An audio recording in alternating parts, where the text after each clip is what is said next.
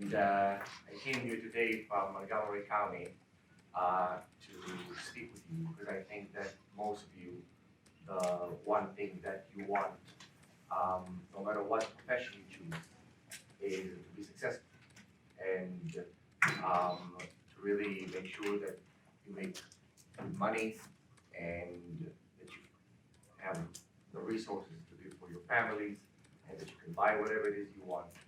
And I want to share with you my story, how I made it, and what I think really takes to really be successful in life. And based on all the research I have done and on my own personal experience.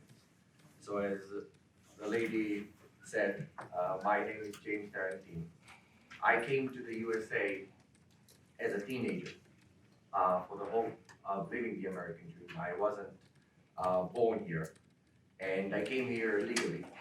But when I landed, I realized that truly the cards were stacked against me. I had no family, I had no friends, I had no connections, I had no money, and nothing basically to support me when I came here alone. And 7 colleges had denied my student application. So, and as you can hear, English wasn't my mother's tongue. And for 10 years, I had no health insurance, and I lived in a very poor studio apartment, and I was denied by hundreds of jobs and didn't have any work for years. But at the age of 28, I opened my company, and when I opened it, 108 investors denied to invest in it. I had no partners, I had no employees or an office, and no bank was willing to give me a loan or any help whatsoever. But shortly after, my company grows millions of dollars, and I became really wealthy by the age of 29 and 30. Today I live with my wife and my troublemaker son in Montgomery County, and I'm here today because I generally don't want you to go through the same suffering that I went. And I'm here today because whenever I see young people, it's very important for me to tell them I wish you success because I want them to be successful. I'm here today because I do think that the biggest disease people have anywhere around the world is not accomplishing their dreams. That's the biggest disease that people have. People want to be able to be somebody, they want to be able to achieve something, and for whatever reason they can't. And it's very important to me that people will make their voice come alive. That's the most important thing, that you find who you are and you make your voice come alive. So I want to share with you some of my secrets today and how I did it. Many decades ago, my mother, along with her only sister, grew up together as orphans, and they had no parents. All that they had in this world was each other. And when I was 16 years old, my mother's sister died. She committed suicide and left behind her a pile of unfulfilled dreams and didn't succeed to be what you wanted in life. This event really changed me and freed my mind and allowed me to see life from a different perspective. And after her death, I promised myself that I will discover some sort of an equation that will give people like you the secret of how to solve the mystery of success. And when I was 25 years old, during my years of poverty, I wrote a book about that theory, and all along telling my personal life story.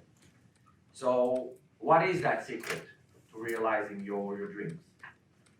Well, my son cannot testify, but my mother and my wife can. For you to know, for example, I never drink alcohol. I never smoke. I never tested with drugs. I never drive fast. I never watch violent sports on TV. I never went clubbing till midnight, and I'm 34 years old. I never eat junk food. I never cheated on any girl I ever dated. I never participated in any street fight. I do my best to never gossip or tell lies. Every day I do my best to give food to street animals that most likely have no home to go to. And every week I do my best to personally go and give food or money poor people on the street. And every single day, I meditate for 90 minutes. But if you ask what the percentage of these actions that contributed to my success, I would say it's maybe 30%. All these things that I try to do on a daily basis are maybe 30% of my success. So my question to you is, what is the secret to realize your dreams and reach a state of mind of success?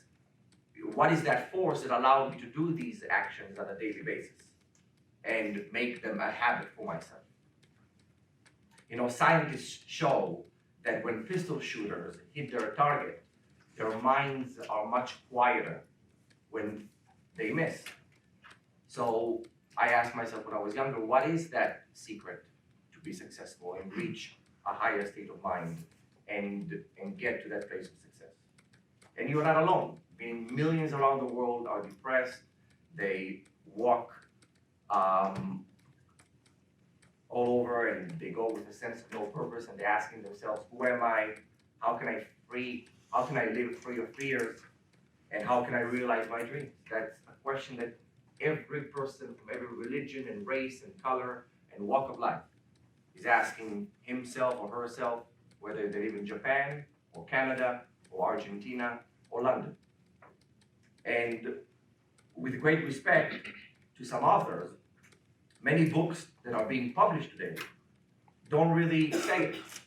They write things that just provide you some shortcuts and dead-end pony terms. For example, like wake up early, or work hard, or grind your teeth, or failure is a success, or think positively, or practice, or don't bark in the wrong bush, or be ambitious, or take a break, or hire the right people. I think these things are important, but that's not the secret, I believe, at how you can really be successful and achieve whatever you want in life. So what is that secret? What I want to tell you, because I know many of you are young people and you think that the answer is luck. The answer is not luck. We often put, I think, a magnifying glass on things that are not so important. There's a very big philosopher by the name Marcus Aurelius who said, there was a time that I met luck at every corner, but luck is the good fortune you make for yourself. There is no such thing as luck. The concepts of luck and lucky break and good luck and lady luck, they really rob you. They steal from you the power that you have as people to accomplish what you want. And many of you think that luck is some sort of like roulette that makes some people in Beverly Hills really lucky and you not, or makes you lucky and somebody else in Africa not. And I don't think that there is such thing as luck. I think that luck is a state of mind. And also every success we see today is an investment that was made in the past. For example, John Adams said that without the pen of Thomas Paine, which was a very famous author, George Washington's sword of how he helped the United States would not have been helpful at all. So luck is always a matter of how much people are helping other people. For example, Van Gogh is a very famous painter, but during his lifetime, he only sold one picture. So is Van Gogh lucky or not? It's all a matter of perception. And for example, you can have two people saved from a burning building. The first person is going to say, thank God, because now I can go and see my family again. The other person can come from the same burning building and say, oh, I'm so unlucky, I just lost all my files in the fire. So it's really a matter of perception. Two people coming from the same building and have a different reaction to one thing bad that happened. And also when I was 16, I asked myself, wait, what about all these people that are born into wealthy families? Maybe they're lucky because they had no control of it. So there's a very famous book I read, How to Achieve Greatness, that said that the finest gifts of nature are often found in people of very humble families. Generally, people that really reach greatness come from very humble and poor families, and not the opposite, and not the other way around. Even if you look at some of the biographies of the famous athletes and movie stars and other people, they came from broken families completely. And even from your favorite movies, if you look at Harry Potter and Superman and Iron Man and Batman and even James Bond, all of them were orphans. None of them came from, um, a happy, good family. So I don't believe that luck is the answer for your success. And also, I don't think that the answer is talent. I think that, you have the concept that people think that I was born with talent is also not true. For example, you have many athletes that have a streak of victories, then they have one event that happens to them, and then they lose it all. So the idea that you were born with something is also not true. Because, for example, somebody can have a blue eye color. His eye color is blue. So if I fight with you, your eye color is still going to say blue, no matter what I do to you. But if I fight with you, you get upset, and you now need to go and give a performance. Your performance is not going to be the same because your mental state has changed. So the idea that talent is innate and no matter what I do is mine is also not true, because it's not like your eye color. It's not like things that no matter what I do to you will stay the same. And also, talent is a matter of perception. The founder of Disney, Walt Disney, he was fired from lack of imagination. And Albert Einstein was one of the smartest people of all time. His teacher said that he was mentally slow and unsociable and adrift forever in foolish dreams. That's Albert Einstein. And so I do believe that the secret to success and to accomplish your dream is to transform to your higher self. To really transform to your full potential from the inside. Peter the Great was one of the founders of Russia. He said, I have conquered an empire, but I have not been able to conquer myself. That is the toughest thing to do in the world, I believe, is to really transform to your higher self. And the question is, how do you do it? How do you transform to your higher self to be successful, achieve what you want, and be the next Michael Jordan, or be the next Martin Luther King, or be the next president? And I believe that the answer is sometimes pain. We all have pain, meaning nobody can have a life without going through a tragedy or pain. And we all face in our lives a moment where a tragedy hits us, pain hits us, a time where you feel that time stops, a point where there is no time, there is no clock, life stands still. And all that matters is that pain, that extreme pain that you have in this very second. And that is the time where your mind is most acceptable to change. Your mind will accept at that very second that decision of yours to become something bigger. That is the time, the most, where your mind is open. And for example, even if you look at the line, out of emergency comes emergence. When you have emergency, then you can really emerge. Or to be worn out is to be renewed.